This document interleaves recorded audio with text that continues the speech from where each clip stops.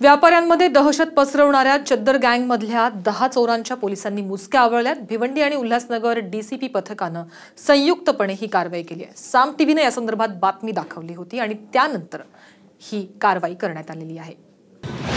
चद्दर गँगचा पर्दाफाश।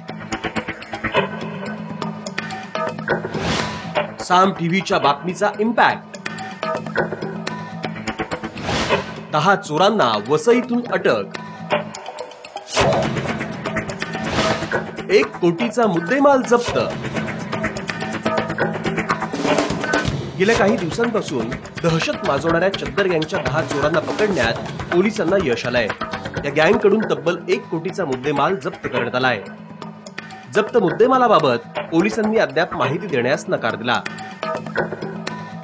चादर पकडून चोरी करणाऱ्या या गँगची व्यापाऱ्यांमध्ये प्रचंड भीती निर्माण झाली होती। पहाटेच्या सुमाराला चोरी करणाऱ्या या गँगनं पोलिसांच्या कार्यक्षमतेवरही प्रश्नचिन्ह निर्माण केलं होतं। भिवंडी आणि उल्हासनगर डीसीपी पथकाकडून तपास सुरू होता। यातच चद्दर गँग वसई रेल्वे स्थानक परिसरात मोबाईलचं दुकान फोडण्यासाठी येत असल्याची माहिती पोलिसांना मिळाली। यावेळी संयुक्तपणे कारवाई करत सापळा रचून पोलिसांनी 10 जणांना अटक केली।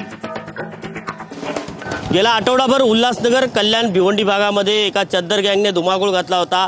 1 करोड रुपयाचा माल या लोकांनी चोरी केला होता। या चद्दर गँगचा ठाणे पोलिसांना एक आव्हान होतं। टोळीमधले 10 जण पोलिसांच्या हातात आलेले आहेत। मात्र 10 जण हे पळून जाण्यास यशस्वी ठरलेले आहेत। त्यांच्याकडे 10 जण पळून गेले त्यांच्याकडे मुद्देमाल असल्याचं बोललं जातंय आणि त्यांना पकडण्यासाठी 4 पथकं बनवण्यात आले आहेत। मात्र मोठ्या टोळीला आज ठाणे पोलिसांनी ताब्यात घेतलेले आहे।